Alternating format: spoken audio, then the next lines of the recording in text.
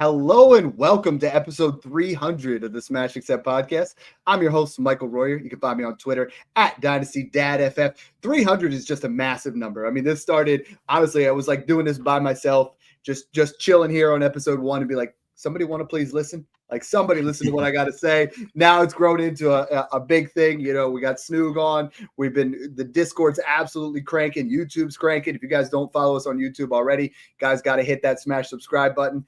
Snoog, we're going into February, and you know what that means. It's time to crack open, not just a C4, but a new February Dynasty buys. It's become one of the things on Twitter that I'm known for is everybody's like, Dad, when are the buys out? It's February 2nd. You didn't release it yet. I'm like, all right, we're going to wait for Monday. And this is one of my favorite times because you and I hit on buys so often. This is what really separates the men from the boys in the offseason and why you and I have been so successful.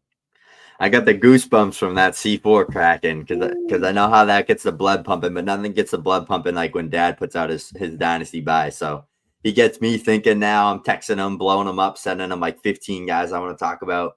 Good buys, good sells, all that good stuff. But yeah, let's jump into the buys because right now is the best time to take full advantage of buying players in the offseason, especially veterans, because people don't want any of them on their roster.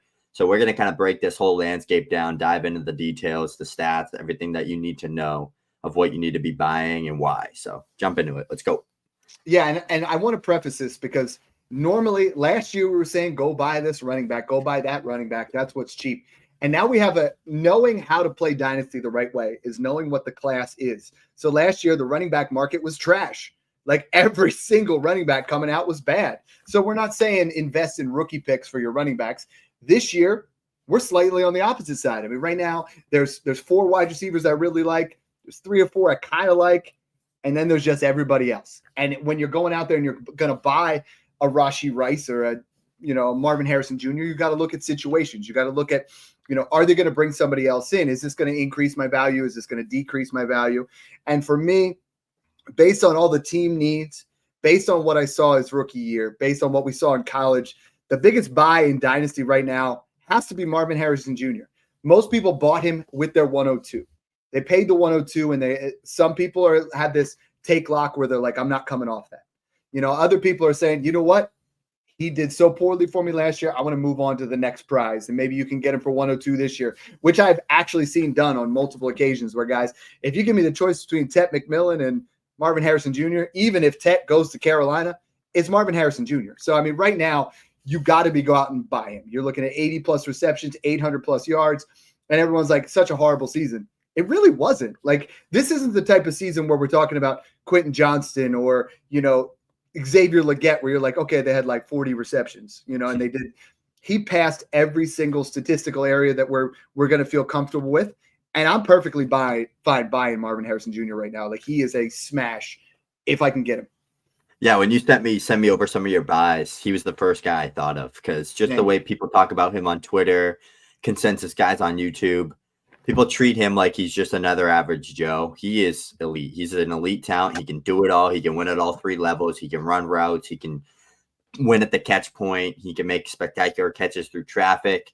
He had a little bit of rust and kind of an adjustment learning curve, I think, because I think at Ohio State, it was a lot of like getting him the ball versus like you're going to get the ball when I want to get you the ball type of mentality from Kyler. So I think that just getting the ball consistently helps you build that rhythm, helps you get used to things, kind of build out that flow. And it didn't really happen to him much in the NFL level. So I think it's more he's not getting the ball enough. The offensive scheme isn't getting him the ball enough. And him and Kyler just didn't connect. But like that dude should have had like 14 touchdowns this year. He had so many plays where he was down in the red zone, cooked his guy, like had a step and Kyler didn't put the ball in the right spot, or he dropped the ball. Or like, I think he's going to be a guy that goes for like 1,010 plus TDs next year. And everyone instantly starts jumping all over the Marvin Harrison Jr. train again.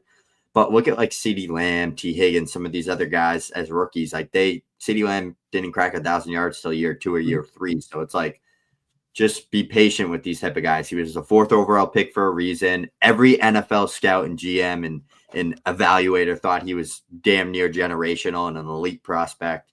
He just wasn't in the right situation early on and has a little bit of improvement that he needs. But top 10 dynasty wide receiver for me right now. I think he's going to jump back into that top 8 range next year. Yeah, I love when we do this on YouTube. Guys are asking questions. If you guys get in on your super chats, we're guaranteed to do them. Otherwise, it's just if it fits the show. And this is what's been so awesome about the Patreon is we can answer all those questions in there for $5 a month. On the show, we're trying to go by a script, do the best we can. Like questions here from Brother Leo. Would you offer the 107 and 110 for Marvin Harrison Jr.? I'm smashing that. I have him worth the 102 plus. And I have them worth, 2 first. So you're getting 107 here. Maybe that's Luther Burden, 110, maybe Colston Loveland or another running back. I'm taking Marv here every chance I got. If I'm rebuilding, maybe I take the shot if this is 104 or 5 and 110, Snoop. Because then when you do that, right, when you're rebuilding, I think he's a foundational asset. But I think if you can get, say, you move into an area where you're going to get, let's go with Travis Hunter, or maybe Tet falls into that 4 range, and you make this kind of move and get the 110, then move that to a 26 first. Then you start to win a little bit, but it makes it very, very difficult, And I think, for me, I want Marv over the 2 assets. Let's pull up some Marv trades. Let's see what we got here. Let's pull up some Marv trades. I think I love me some Dynasty Data Lab. I'm already seeing some stuff that. So if you guys aren't already checking them out, Dynasty Data Lab does some of the best work out there. But let's break down the first one because I kind of like it. Brian Thomas Jr. or Marv in a third. I mean, Brian Thomas Jr. was the wide receiver 4 in this class. Now he's arguably the wide receiver 2. If you can get Marv in a second, I think I'd take That's Marv. what I'm thinking. Yeah, I'm thinking a third BTJ here, but Marv in a second's enough where I'm like, they're the same. I think Marv is the same talent, if not maybe a little bit better, more complete of a player. I think BTJ just has such a better situation with T-Law versus Kyler and the new head coaching staff in Jacksonville, and they suck, so they're always playing from behind. But I need a second to do that. But that's pretty good trade. Marvin Harrison Jr. or Waddle and Kamara.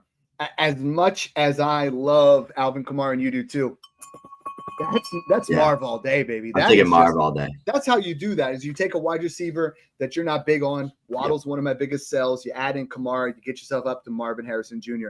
Marvin Harrison Jr.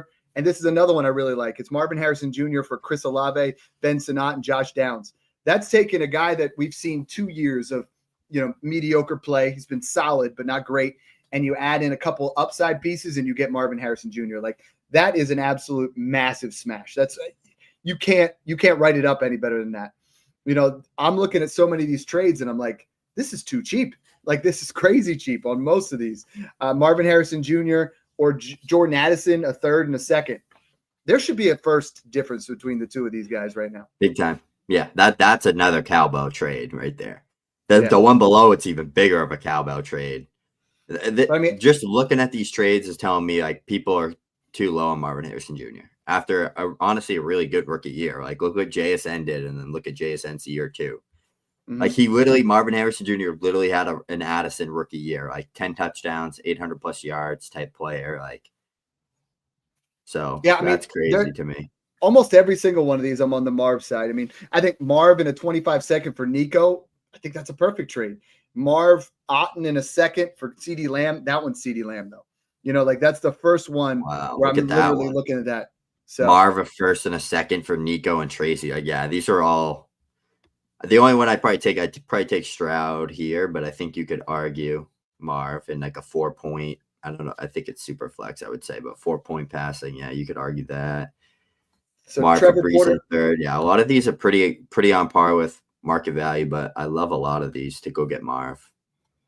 Trevor Porter has on here a super chat. Guys, we're doing a thing right now. If we get 5 super chats during this show, we will give out a full year of Smash Accept Patreon to one of those 5 people. That is, we're going to do it all the way up at our all access pass. That's $20 a month. That's a $240 prize if we get to 5 people. So then we'll put it on a spinning wheel on our next show and try to put ourselves into the position there to get you guys in there. We got a trade question here. It says sell Ramondre for an early 26 second. Current running backs are, and this is 10 team, start 9, 0.5 PPR, CMC, Brees, Bucky, Aaron Jones, Mason, and probably another running back at 106. Snoog, Ramondre Stevenson or a potential early 2026 second? I'm taking the second. I'm Yeah, I'm completely smashing off that. like all those ambiguous type running backs right now because I think this landscape. I mean, just doing the grading process in our rookie draft guide that we can hint on, talk a little bit about at the end of this show. But I had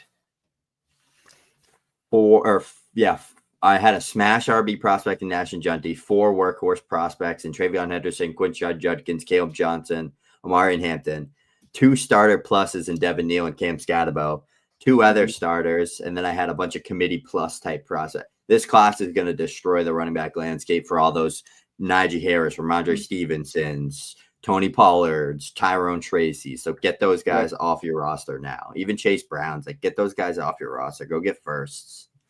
The early 26 second is what Ram would have been worth after 2 or 3 good games last year. Now we're into a new scenario here where Ramondre Stevenson is, in my opinion, at least 75% here, Trevor, going to be replaced as a relegated to a 1B. They're going to bring somebody in, and he'll be a nice, solid 1B, but I don't think you're going to get what you were expecting. He was a high volume, high target, and now I think they bring in another running back, and now he's just a big sell for me. We're going to talk about this throughout the show, but pretty much any running back we can get into, it's a matter of like, is this guy going to get replaced? Outside the big 5, you're going to see competition. Like the Jets aren't going to draft somebody because they did last year, and the Rams aren't going to. And a lot of people have been harassing me, Snook, saying, well, you say Blake Corum's a decent buy. So is Trey Benson. So is, who's the guy that I'm just guys in that area. If they drafted a running back last year in the 2nd, they're not taking another one. Like you don't need Kyron Williams, Blake Corum, and like they might take a guy in the 4th or 5th round, but some of these other positions, I mean, let's be honest, the Browns are going to bring somebody in. The Raiders are going to bring somebody in. Chargers, they're all going to bring somebody in. That's why you and I are buying wide receivers. It's next level thought process. And one who's gone down in value surprisingly again is Xavier Worthy has come out and played really well down the stretch, which has created a buying window for Rashid Rice. There it is. I think next year we're looking at Patrick Mahomes playing like he is right now in the playoffs. You and I were a year early on that, I think. But I think Xavier Worthy as a complementary piece to Rashid Rice, I think we're going to continue to see Travis Kelce back down. But Rashid Rice's value seems to be dipping, and I don't understand it. Like if I can get him for what I'm seeing right now, I saw a guy message me in the Discord. He paid the 108 and a 26 second. I'll smash that. Like what he did during the stretch of last season, going into 2023, into 2024, he had an elite level 10-game stretch. I mean, he was phenomenal. And people forget how really good Rashid Rice was. I mean, you saw him this past year for 3 weeks. He had 9 targets, 6 targets, 14 targets, wide receiver 1 in 2 of those weeks. And then you go into the end of 2023, same kind of thing. After the bye week, you saw him wide receiver 3, 22, 12, 7, 14. He was an elite level, high target guy that, we talk about in this class. We see some of these guys have shades of Michael Thomas. Rashid Rice is a slant king. He's someone in this offense. He's not going to get suspended more than 6 games, period. So you're going to have him. I think Rashid Rice is a perfect buy right now in Dynasty. And Shake agrees. He said, I have Rice, been offered the 110 Coleman and Luke McCaffrey. I'm sorry. Like, if it's not the 104, I'm not even considering it. This is that trade where you take the 110, you polish up a couple turd sandwiches and Keon Coleman and Luke McCaffrey, and you just say, hey, look, it looks nice. It doesn't. It's Rashid Rice. Yeah. You smash Rashid Rice wherever you can. Yeah, I agree with you there. I mean, he's a guy, he was operating as that like Amon-Ra St. Brown for the Chiefs. So he's that guy that's going to eat underneath. Xavier Worthy is going to be that field stretcher, that dynamic playmaker. They're going to be a great 1-2 combo long term. I'm not super worried about the suspension issue because honestly, it's just more recovery time for him coming off that ACL tear. But let's pull up some Rashid Rice trades because there's a couple of them on here that are like, holy crap, like we need to go buy Rashid Rice now. Like the first one, Zach Ertz for Rashid Rice. That's vetoable. That's ridiculous. That's got to be a typo, but I really like that one. Like a 27 1 and 2 pair for Rice. Like I would pay that for Rice. Our guy Connor, I hope I'm pronouncing it right. Omrine from the Discord, awesome guy. I believe he's in one of our going to be in Smash Except 17 if I'm right. Which we just filled today. He says, "Are you worried about Rashid Rice's knees? We're not just saying it's just the suspension. we're coming off that injury. Snoog, is that something you're worried about here? A little bit. I'm not super worried about it, but I definitely am not excited when someone tears their ACL. So it's one of those things where I look at it, I get a buy window. I'm paying about half price on a player's value and upside and ceiling. The injury cost is already baked in. So if he didn't have a torn ACL, you'd be playing 2 firsts for him right now, and he'd be probably a top 10 wide receiver in Dynasty. So that's where you kind of have to just weigh out your marbles and just say, okay, I got this guy cheaper, injury concerned, yes, but I'm not worried. I'm chasing upside. Yeah, you got to look. I mean, his recovery time right now, you're looking at the injury happened on September 29th, 2024. October 7th, he had the surgery. Sometimes you see guys wait for like 3 weeks. Good sign is he had it next week. December 10th, Rice is expected to be ready to play in week 1 of 2025. So at this point, like the recovery timeline, everything we're looking at, he should be ready to go for week 1. And when that happens, I'll get back to you. When that happens, that's something that's absolutely going to be extreme value because Snoog, if Rashid Rice doesn't get hurt, okay, and let's say he just continues on the stretch that he was on pace to be the wide receiver 5. He is arguably in the tier with Neighbors, Nico. Like, honestly, that's where he would end up being is like he would be up there with BTJ. He would be up there with Nico Collins. He'd be above Garrett Wilson because you'd be looking at 2 straight seasons, I don't think he's as talented as those guys. I just think he's a very system-oriented player. I'd still have him outside of that tier. He'd probably be like right with London and Garrett for me and like that 9, 10, 11, and like Marv. But I don't know. It's tough with him because it's like he was doing really freaking good. And especially with Travis Kelce, if he retires, like it's even more Rashid Rice bullish for me. So pull up some trades. Let's look at the trades and see how much we really should be buying Rashid Rice right now. Because like the first few, ignore the Zach Ertz one. That's just wild. Like that person. Let's play a game. You ask me the trade, I'll say smash or pass for Rashid Rice. Rice, Khalil Shakir, mid-first, mid-second. Smash Rice. Waddle and a 26 first or Rice and a 26 second? I'm going to take Waddle there. I'd take Waddle there. I like that, just getting the first on top of Waddle. I think Waddle is a great buy low right now, especially if Tyreek Hill leaves. Like, you're going to see a guy that's force-fed volume again. So I think he's a great buy.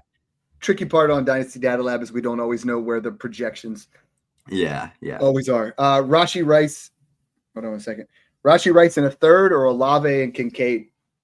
I'd take Rashid Rice there. I would too. Comfortably. Yep.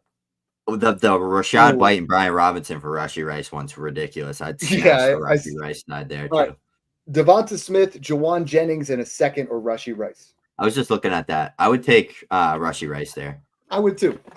I think if Jennings was someone a little bit higher up, I'd consider that, But I think what you're looking at is Rashid Rice and Xavier Worthy are both low-key buys, but I think Xavier Worthy's play down the stretch make people wonder, who's going to be the guy. And for me, I don't think it's a question. It's Rashid Rice, but Xavier Worthy's still going to keep doing Xavier Worthy type thing. Worthy's a stud, man. Like he really, for a lot of the hate he was getting on like Twitter and YouTube and a lot of the fantasy analysts saying he can't be that guy. He was that guy for like multiple weeks, especially when it mattered the most. So I'm excited that he really turned things around because he's really good. Like if Mahomes like connected on some of those deep balls, he probably would have put up like 900 yards and like 10 touchdowns, 12 touchdowns. I said he was going to have an Jordan Addison type rookie year. He literally like did very similar, 9 touchdowns, like 800 total yards, that type of player. So the next one for the me, next guy, it's DJ Moore. You could also throw Rome Odunze in here, but Ben Johnson coming in, Keenan Allen possibly leaving. You look at what he was able to do, and a lot of us are really criticizing Caleb Williams way too early. But you look at from weeks 12 on, DJ Moore and Caleb Williams had a fantastic connection. Every single week he had over 7 targets. Every single week he had over 6 receptions. Every single week he had over 50 yards. I mean, you look at it, wide receiver 4, 7, then a couple in the 30s, wide receiver 6 to finish it off on a bad offense. Now we get a good offensive, schemed head coach. We get a situation where Caleb starts to, progress a little bit further.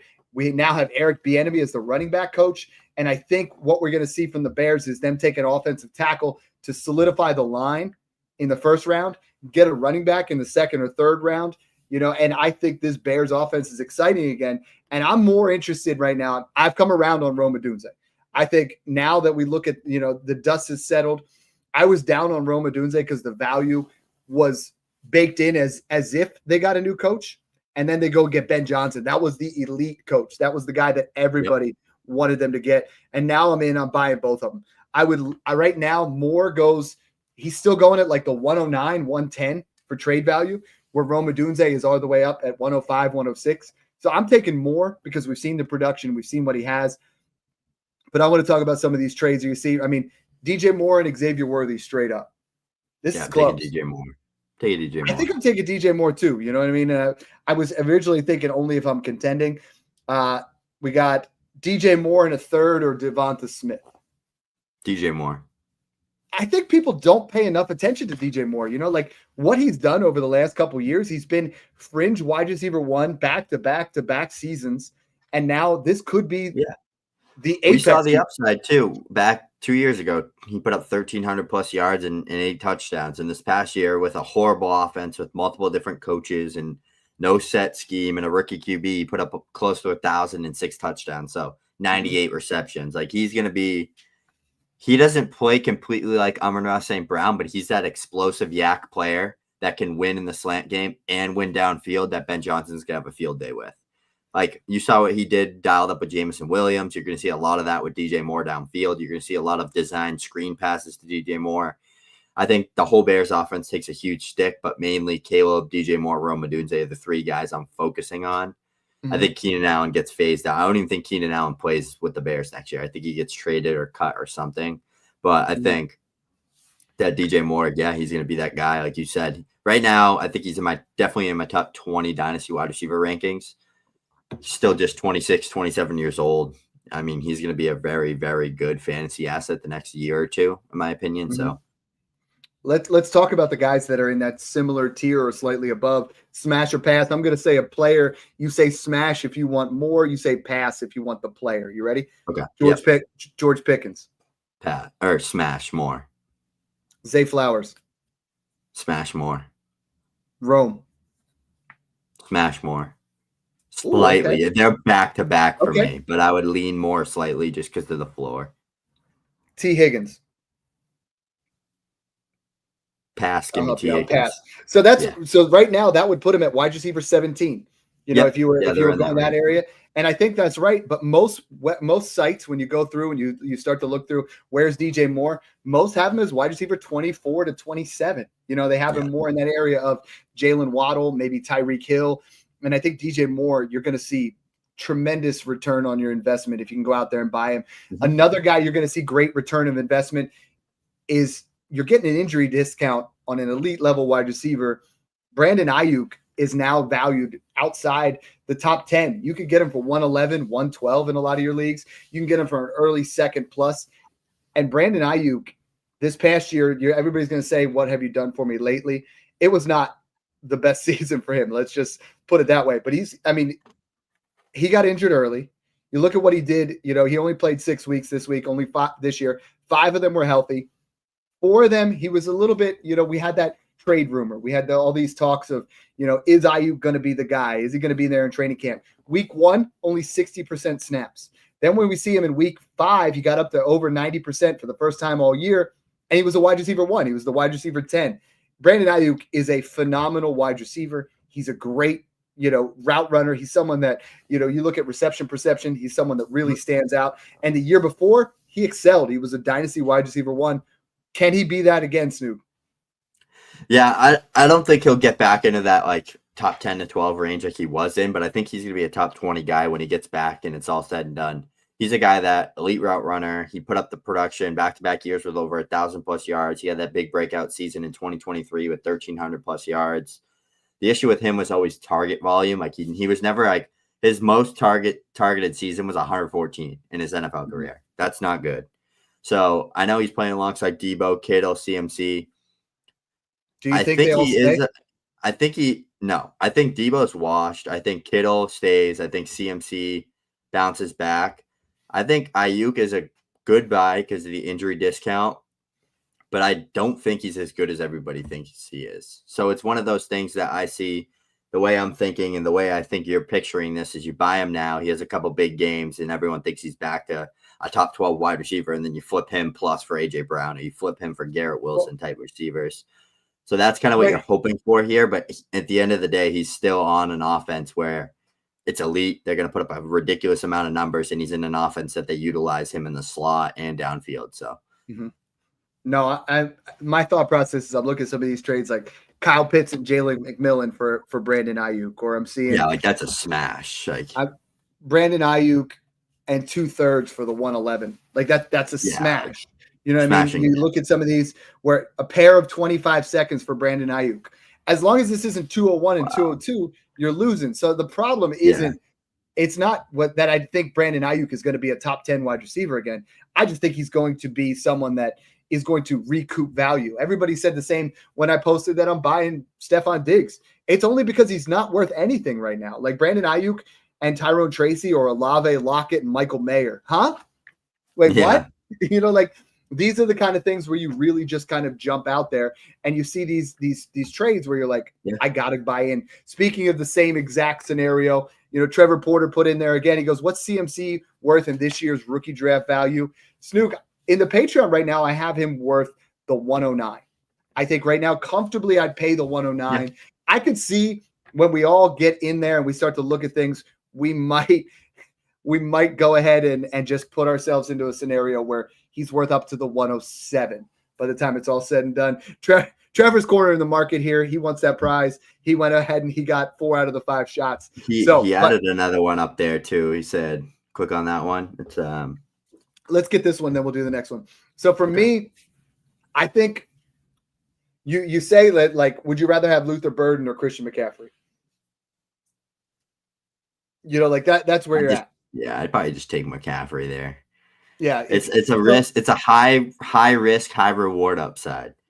Like you get McCaffrey and you add him to a team that's already really good, he can help you win the championship. Like he has that type of impact. I don't know. I think he's had plenty of time to rest it up and get things figured out to at least come back and be like he's one of those players that even when he's like washed, he'll still be like such a good receiving back and like change of pace guy. I really think we're going to see more Jordan Mason, or they're going to bring in a guy on like day 2 or day 3 that's like a pounder between the tackles and kind of operate like as a 1-2 punch with CMC. That's what they should do. But they just gave him a 2-year contract extension. So it's like, this San Francisco team is all buys. Right now, market value, I'm seeing Brock Purdy worth the 105. Give me Purdy. I'm seeing Kittle at the 108 to 110. Give me Kittle. I'm seeing Aiyuk 111, 112. I'm seeing McCaffrey 107, 108. The only thing I would say is I think Purcell's value is maybe a little high at like 201. And that's just assuming one of these wide receivers leave. But I like him a lot. I have him as a buy. You know, I think San Francisco as a whole should bounce back. They should have a fantastic season. The other guy that I have as a buy is Garrett Wilson. Okay, we said we were at a spot where we're going to sell Garrett Wilson. Snoog, I'm back. You got me. The fact that he wants to trade. He could get out of the Jets. He could leave this situation. Would you add anything to Garrett Wilson to get to Puka in a start 9, 3 wide receivers? Seems like both have questionable QBs. I'm still adding an early second to get to Puka right now. Yeah. But I think see a trade. If it's a first, Wilson, I'm not doing it. No, but an early second, I would definitely do it. Garrett Wilson right now could be a big-time buy. I have him in my top 10 wide receiver buys to go out there and get. What's a landing spot you'd want to see him go to? You know, because there's a lot of wide receiver needy teams. I mean, the Jets are obviously one of them, but they're in quarterback L right now. Like they're in abs good. They're not going to trade him to the Patriots, so let's not even bother going there. We love that. I was going to say them. I know, but like that's. I was thinking that was my first thing. It's like, low dude, get him to the Patriots. I could see Carolina. I could see Carolina. I could see the Raiders. I could see the Bills and the Pats, but they're in division. They're not going to do that. I could see who was I just thinking? I just had one in mind. Oh, the Dolphins if Tyreek Hill leaves. Dolphins. I was thinking that too. Yep. You know, I could see the number 2 I could see like the Saints doing it. Like I could see a team like that doing it where he's like comes in like There's a lot of teams that could trade for him, honestly. And it's probably going to be a team we're not expecting. That's how it always works. Titans, Browns, Giants, Chargers. Like so many teams that could use, Chargers. And any of these landing spots are better than the friggin' Jets. Any of them. I don't care if he goes and plays with the Texans, as he's like playing behind Nico, or he goes and plays with like a team like where he doesn't really have a quarterback and he's like a 1A, 1B type. Like any of them are better than the Jets. Like the biggest thing that'll kill a player's value is a poor coaching staff, no quarterback, no long-term quarterback value or situation, and no scheme on offense. Like they literally had like no offensive coordinator last year. So it's like people don't get what he's done with that team. 3 straight seasons with 1,000+ yards and 80+ receptions, and 3 seasons over 140+ targets. This kid is special what he's doing over there. And he's had so many opportunities where he could have been just absolutely elite and a top 5 finisher, but he's had so many different quarterback changes. And last year, thinking it's Rodgers goes down week 1, and then it's back to Wilson and Trevor Siemian and all these. Like people try to compare like his situation to Neighbors, Drake London. Like, none of those guys had a situation that bad. I don't care. Like you could say, oh, Drew Lock, Daniel Jones. Okay, he had Brian Dabble in an offensive scheme that actually worked and force-fed him the ball. Like none of the situations are as bad as the friggin' Jets. Like they are the worst franchise ever. Yeah, they're terrible. Like it's that simple. Right now, he's at the bottom of the tier of Nico, JSN, Ladd, London, AJ Brown. But I think if you see him go to he's above Ladd. I'll take him over Ladd all day. Not in most rankings. You know, I know, but I would take him over Ladd. But I think he's a buy there, and I think the play is, because we have a great wide receiver 8 to 16. Nico, JSN, Ladd, Wilson, London, Brown, Marv, Rice, Higgins, and then it falls off hard. And then I get to these guys that, Snook, we're going to pull up the trades here in a minute, but they're the guys I want to trade. I want to trade Pickens, Flowers, Addison, Devonta, Olave, Jameson Williams, Waddle, J-Mo. Like I want to move those guys because I want to get out of that mediocre tier. I want to get out of those guys. And then it falls off crazy hard, like 33 down, that wide receiver position dies off hard. And we have a very limited amount. This is why wide receivers belong early in your startups. If you guys didn't check up our startup episode, 14 wide receivers are going in the top 3 rounds right now. You want to smash them early. Snoop, pick up a couple of those trades. Let's flip-flop scenarios here. You tell me, if we're going to smash the trade or not. Okay. Garrett Wilson or a random 25 first? Garrett Wilson. It has to be the 103 for me to even consider. Garrett Wilson in the 26 first or Bijan Robinson? Random. PPR. If it's late, it's Bijan. If it's mid, it's Garrett. If it's early, you absolutely smash Garrett there. But I think context is going to matter a lot on that one. I do have – it's at least like 107's the gap between Garrett Wilson and Bijan right now. I feel like these are comfortable, like Keon in a first or Garrett or a first and a second, Garrett or Garrett and Chuba or 2 first. Like those are the type of trades like Garrett or Tracy in a first and JJ Sanders. Like I think those are trades you could really honestly get done pretty easily in your leagues, especially with people that just want picks and want to get off players. Garrett in a second for Rice in a first, Garrett for Penix in a second. Like Penix, all these like Tyrone Tracy, these Penixes, all these type of guys, get them off your freaking team. Like these are guys that are being inflated in dynasty value just because people want to act like they're good. They're not good. Like they're going to get replaced. Michael Penix Jr. literally has a duck for an arm, mediocre inaccuracy, 0 rushing upside, game manager. You're paying a first plus for a game manager. At that point, just go get Tua or go get Trevor Lawrence and get a guy that's already good with a contract. Like that's how I look at that type of player. But yeah, Garrett Wilson looks like a clear-cut buy just based off those trades on Dynasty Data Lab. Yeah, and I want to. We've gotten so deep into the wide receivers. I want to continue to really dive into them because I think we're really onto something here. Another guy that you and I both love. I love AJ Brown because I think AJ Brown's going to get traded, and that's why I also love Devonta Smith. I don't think both Eagles wide receivers are back in 2025. This is the T. Higgins scenario we had last year, right? Where if T. Higgins comes back to the Bengals, because there was rumor, right? There was rumor that T. Higgins was going to be moved. At worst, you have 2 wide receivers on an elite offense. At best, you're going to see A.J. Brown go to the Patriots and become an absolute alpha and see 150 plus targets. Like this is what you're going to see. And Devonta Smith is back. He's either a complimentary wide receiver 2 that you can flex. But if A.J. Brown leaves, Devonta Smith has top 12 to 15 upside easily. Like he is an absolute alpha wide receiver. The only way I could see that them trading Brown is if they get an early second and get a secondary wide receiver to replace A.J. Brown with. We saw how well that worked for Tennessee, right? I don't think it worked out too well. But yep. A.J. Brown, some of these A.J. Brown trades just are bad. Like A.J. Brown and Chase Brown for Amon-Ra St. Brown, basically. I would take an A.J. Brown there. I would take AJB and then I'd flip Chase Brown for a first and a second. That's how I would do that. T. Higgins, B-Rob, and 2 3s, or Kraft and A.J. Brown. I think A.J. Brown and Higgins are fairly close, but give me Kraft over the other two by far. Judy and a first for AJB, like that's another smash. Yeah, it's A.J. Brown and a first for Amon-Ra St. Brown, like that's a big gap. A.J. Brown for Rashid Shaheed, Jalen McMillan, a second and a third. That guy should be locked up for that guy. That's criminal. Like look at this Cooper Kupp and a first for AJB. That's another smash. This one, Devontae Smith and 2 firsts for AJ Brown. I'm taking Smith all day there, but yeah, it looks like people want him off their team. Like people see him doing all this stuff on the sideline, and people think he had a bad year this year. He had 1,000 yards and 7 touchdowns in 12.5 games. That's ridiculous. Like that.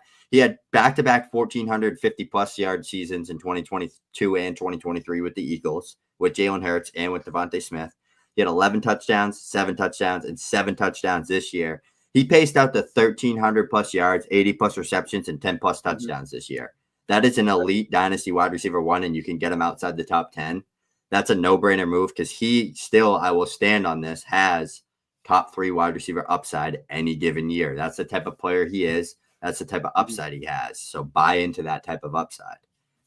Snoog, if I asked you about A.J. Brown, how many weeks do you think he had over 9 targets? 4. 3. Guess where he finished all 3 of those? Inside 3. the top 8. Like he had a wide, every week he had a wide receiver 3, wide receiver 8, wide receiver 8. If you give him the targets, he's going to be there. It's criminal that he had multiple games. He had 5 games of 5 targets, not receptions, targets or less.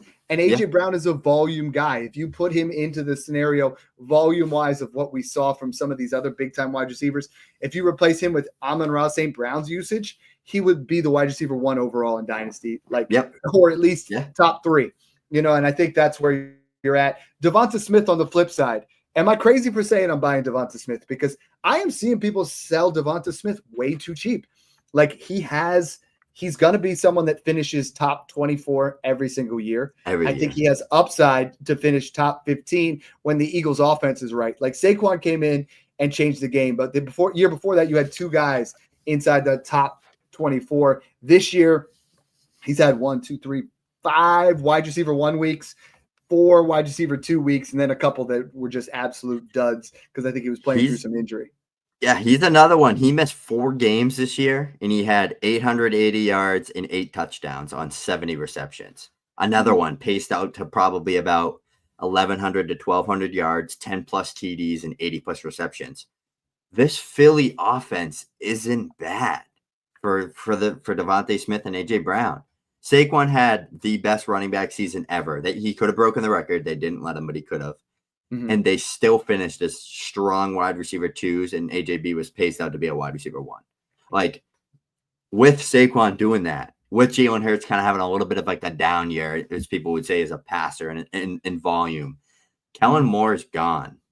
They're gonna go out there. They're probably gonna have to get a new offensive coordinator. It could be for the better. It could be someone with a dynamic mind that wants to get the ball in the hands of Devontae Smith and A.J. Brown. But this offense, we know what the floor is. They're too good to not put up fantasy points. It's not like one of those things where Drake London isn't getting volume, so he's not good. Like these guys are good. Like they're very good. They get points no matter what. Doesn't matter if they're run heavy. Doesn't matter if Jalen Hurts is injured. These guys produce. So that's what you need to understand with the Eagle pair. Because if one of them leaves, the other one's top 5. Like that simple. Like if A.J. Brown leaves, Devontae Smith's the top 10 wide receiver.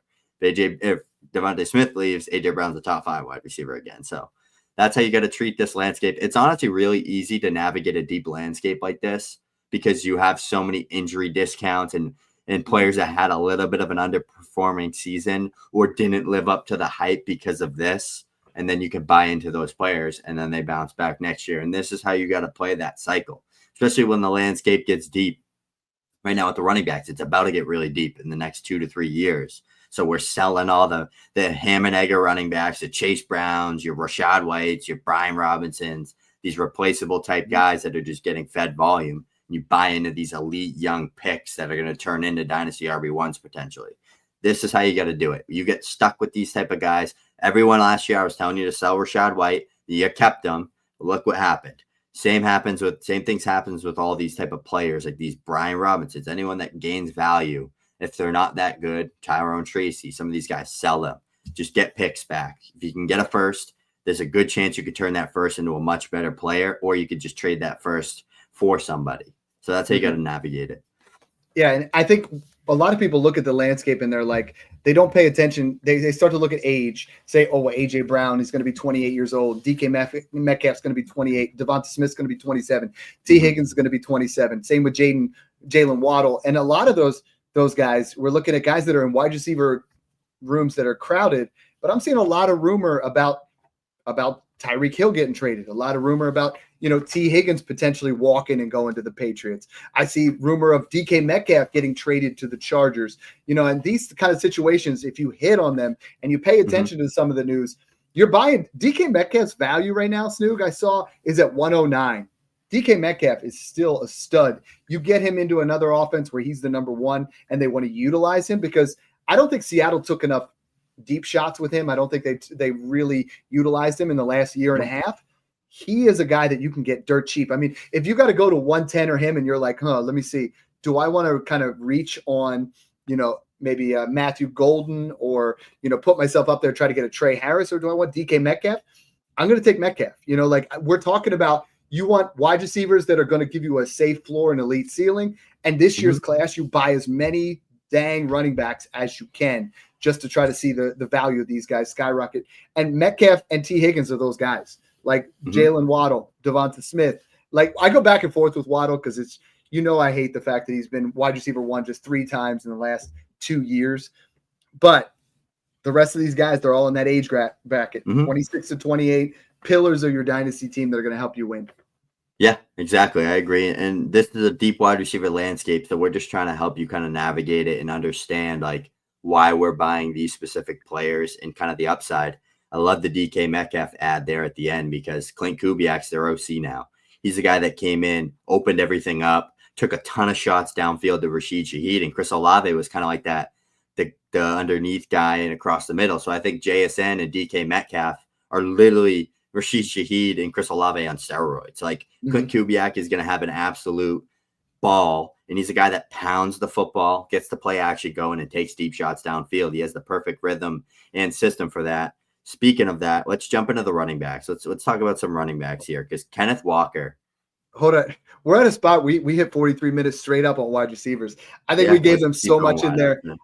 No, I think we do a running back show right after this and kind of keep it going because people want the buys. They want to know, like, how do I distinguish who's who? How do I go ahead and buy that? Guys, we have all these buys. We have all these values that we've talked about in the Smash Accept Patreon Discord. You pay on Patreon, we'll send you the link to the Discord. Snoog has all the, honestly, amazing looking rookie profiles that he's put together. Like, I have my rankings. He's taking it to another level. Snoog, why don't you tell them a little bit about what they get if they join the VIP tier to get to your rookie rankings? Yeah. Before we do that, I just want to say we're going to give you 2 to 3 sleeper buys, quick hitters right at the end, right after this, just to transition over into the running backs. But yeah, make sure you check out the Discord and get in there. The VIP tiers, I built out a whole 50+ rookie prospect draft profiles with all analytics, statistics, kind of player comps, kind of what they grade out as prospects. We have our running back tiers and our wide receiver tiers and quarterback tiers, tight end tiers, kind of putting them into buckets like the smash tier, elite tier, workhorse tier, starter tier. All of that's in there. So we kind of graded out all these prospects, projected landing spots, projected NFL grade, top 10, first round, early second round, day 2. All that good stuff. We did that for 50+ players, especially hit heavy on the running backs over 20 deep. just diving in, helping you guys out. And as we get throughout the process, we're going to update them post-combine, post-NFL draft. Once we get NFL draft capital, we're going to adjust that, put in draft capital, put in rookie pick projections and all that good stuff into each profile as well. So that's what we're doing over there. $5 one-time buy if you're a VIP member. If you're any other member, you can join the Discord for $5 a month, and you can get the rookie draft profiles and the whole entire guide for one-time buy of $20. So that's what we're doing right now over there. Took tons of time, but it looks really good right now. We're working on getting it built out as a PDF with all Smash branding and all that good stuff. So lots of fun there, but quick fire off. Dad, give me 2 guys that you're buying outside the top 30. Give us some deeper kind of guys that you like. Yeah. So the way I was looking at it, and I want to do an entire show on the veterans, because the veterans are crazy value. But if I'm buying young guys and guys that are outside the top 30, it really depends on what you're looking at projection wise. If I'm looking to contend, the guy that I'm buying everywhere because his value just doesn't make sense is Khalil Shakir. I think Khalil Shakir is someone that, right now a lot of people have outside their top 40 dynasty wide receivers, but he's been a great yard after the catch guy, great system. I think you look at Jerry Jeudy right now is falling outside the top 30, and Jerry Jeudy, when he had Jameis Winston, put up flashy numbers. If they get someone else in there, I think we're starting to see him really come out of his shell. One last guy that I'm buying, if I'm totally rebuilding and I don't need it for this year, I'm going to go out there and I'm going to buy Tank Dell. I think Tank Dell is as cheap as it's going to get. I think in your rookie draft, you're going to be able to buy him for any third, because someone's going to have rookie fever and just be like, yeah, I want to get in this. And you just say, give me Tank Dell. And I think you're going to get that. What about you? I'm going to go with one young and one vet guy. The vet guy is going to be Calvin Ridley. I think Cam Ward or Shedeur Sanders is probably going to be a tight end.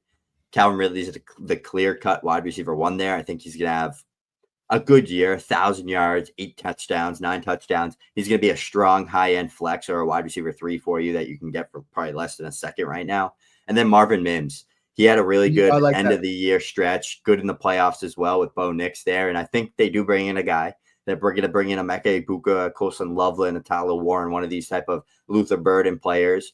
But he's going to be that second, that third guy there that is going to give you spike weeks, and it's going to be a guy that could emerge into the team's wide receiver 2, with Sutton being on the way out. So kind of 2 guys in there that I like. Even Cedric Tillman's another cheap guy that could land a quarterback. He could emerge as kind of that guy with Jeudy. So, yeah, just deep landscape. But now it's time to buy some of the cheaper guys and take profits when can. I love it. Hit them buys at the right time, and you're going to pay off big dividends. So thanks again for tuning in, guys, and enjoy the process.